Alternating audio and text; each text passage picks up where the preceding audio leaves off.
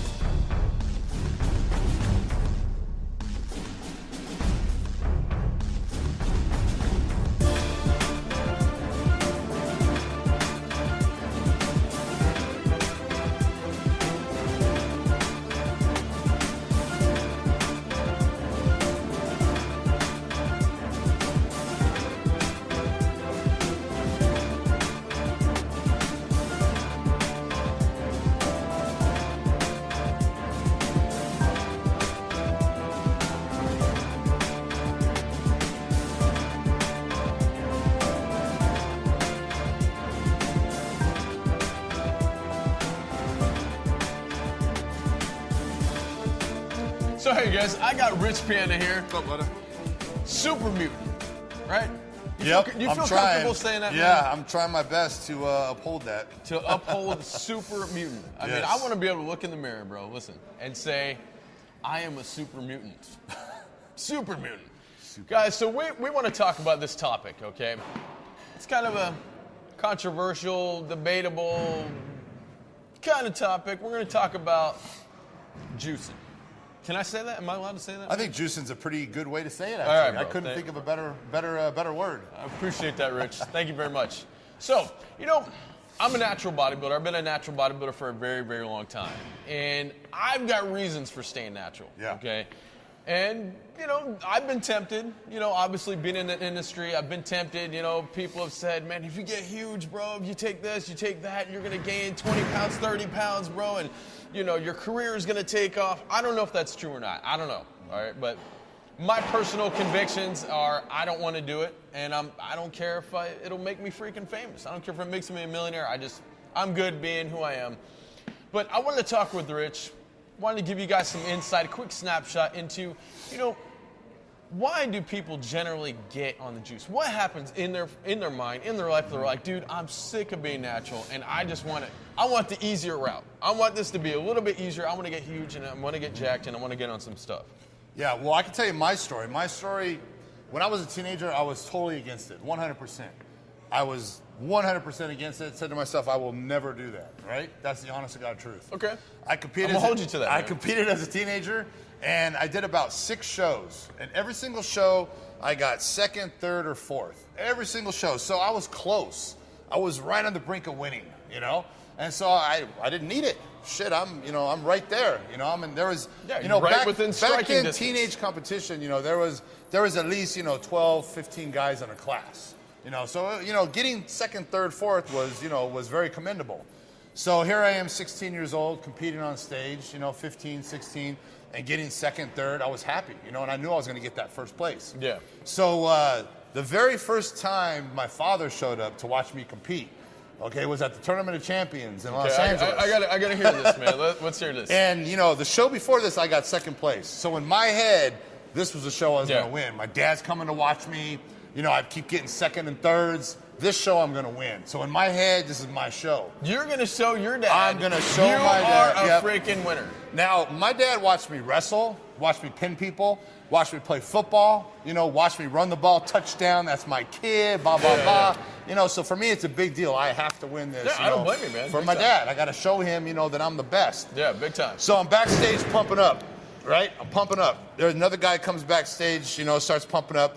This guy's 6'3", right? 260 pounds, and the backstage guy comes up and says, "Excuse me, sir, the teenagers are on. The men's aren't going to be on for another hour. You know, you can't be back here, you know, until it's time for the men's." He looks down and says, "I am a teenager." And I said, 6'3", 260, teenager. 260. Andrew Benarski, he's an actor, well-known actor. He's been in a lot of movies. He's a big guy. He plays that part. And, you know, he had just won the Teen USA the week before. And back then, bodybuilding used to get TV coverage on ESPN. Yeah. So way back then. Exactly. So he did the show because Muscle Mania was going to be there. Yeah. Recording the show. So just to be on TV, he was going to do the show and win it, even though he won the Teen USA. So this guy's 260 pounds. Okay, I was weighing 190, right? Yeah, something tells me he wasn't just eating Wheaties to get 260 pounds. So the other guys started coming in, and I swear to God, every single guy that was back there pumping up was twice the size of me as a teenager. And I was used to being, you know, one of the best back there. And I did not make the night show. And so my dad did not get to see me pose. I never got to pose. So I come out and he's like, you know, and I'm like, yeah, I'm not going to be in the night show. He's like, well, why not? I'm like, because I didn't make the cut. He's like, what do you mean you didn't make the cut? I'm like, you know, and here I am, like, a fucking loser. You know, first time I've really failed, you know, in front of my father. So I have to say that in my mind, I was going to do whatever it took to redeem myself. Whatever it took, the next show I did, I was going to win that show, and my dad was going to be there to see me win. I didn't care what it took. So I got in my car the next day. I drove to Mexico by myself, knew nothing about anything. All by yourself? All by myself. Didn't even know what to get. Walked in, steroids. They just started giving me things. I took things. I paid. I went home. I actually had a problem. I got pulled over, and they searched my car. I mean, it was a nightmare, but nothing happened. But anyway, that was my road. And the next show I did, I won first, and I won the overall.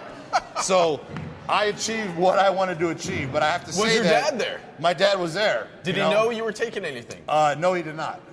But, you know, I'm not trying to say that steroids is the reason I won, but it damn sure helped. Oh, yeah, big time. And from that point on, as a teenager, I won every show I did. You know, and from a champion's mindset, for me, I've learned that, you know, you need to do whatever it takes to reach that goal. If you decide that you're going to do this, then you have to be willing to do whatever it takes. Whatever it takes. That's to one of your reach slogans, that goal. Right?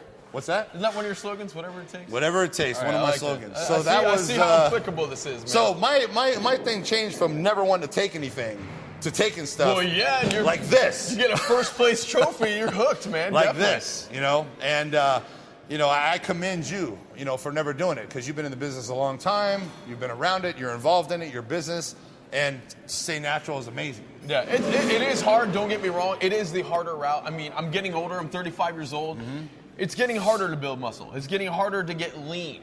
Okay, and you know, my joints, my recovery time, things like that aren't as where they need to be and where they should be. So yeah, man, it's tempting, man. I see how it could help my career, but at the same time, here's my biggest thing, guys, is I want to be able to say when someone sees me in the gym, lifting heavy weight, going berserk, doing my fast-paced workouts like I do, I want to be able to say it was all me. You know what I'm saying? It wasn't. I don't want people to look at me and be like, "Hey, man, he's only that big." People only know who he is, and he's only lifting those weights because of what he's on. I don't want that. That's just, again, my personal conviction. Yep. You know? But I don't judge people for getting on it. I don't do what you got to do, whatever it takes. You know what I'm saying? I mean, the thing is that it's hard because you can have a guy that's 240 pounds natural, and he starts juicing, he gets to 260. Yeah. Right?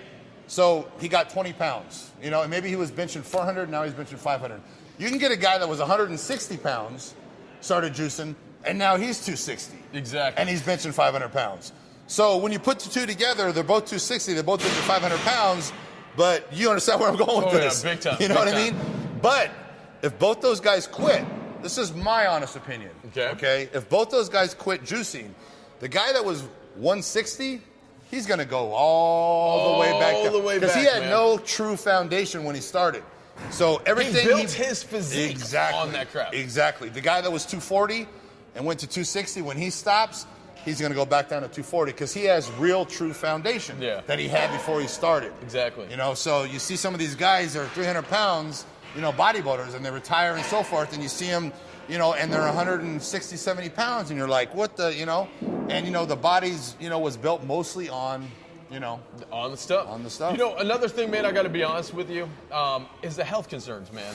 You know, blood pressure, things like that. I mean, when you take, like these pros, bro, I don't know what they're taking. You know, I don't know how much they're taking. I'm assuming it's quite a bit. That has got to do something to your guts, man. That's got to do something to your heart, bro, your organs. What do you think about that, man? Oh, it's definitely, I mean, it's a super dangerous road. Yeah. And what people don't understand is it took me a long time to learn a lot of things that I've learned. And when I first started off, nothing mattered. All that mattered was being big and winning. And I did whatever it took to get there. Now, as I'm getting older, I'm much more concerned with those things, you know, and I've learned a lot of things, you know, the hard way. You know, and the thing is that you get older, bro. You got to start thinking about the ticker. Yeah, you know, and I wish I knew the things then that I know now. You know, because there's ways to get where you're trying to go, being a lot safer and getting the same results. Smarter about that. And more is never better when it comes to that. Here's and the thing, people will never believe that. The bigger the person is, they believe it was more. And don't get me wrong, in most cases that's true, but not in all cases. Yeah. No, I understand. Here's the thing, man. I'm going to piggyback on what you said. You said about being smarter about it. You know, when people buy the stuff, right, when you bought it, okay, they don't, the doctor, whoever you bought it from, and usually whoever sells this stuff to you, is not going to say, hey, man, make sure you only take this much, and make sure you take a PCT, and make sure, they don't tell you the smart way to do it. Right. So most of these guys that are doing it they're doing it out of ignorance. They're injecting all this crap, you know, and they're a lot of times they're listening to whatever someone else is telling them. On the freaking forums or some of their buddies. Yeah, dude, just put it in the freaking butt cheek, bro, and you're gonna gain 60 pounds. You're gonna be a freaking hero. You're gonna be a super mutant like Rich Piana. So, well, cool, man. I'm glad we touched on this subject. Sure, brother. Touchy subject, but all good, man. Good for us to get some insight on a real deal subject, man. So, hey, guys, thanks for tuning in. Rich, appreciate having you here, man. All right, guys. Hey, we'll see you next time, guys.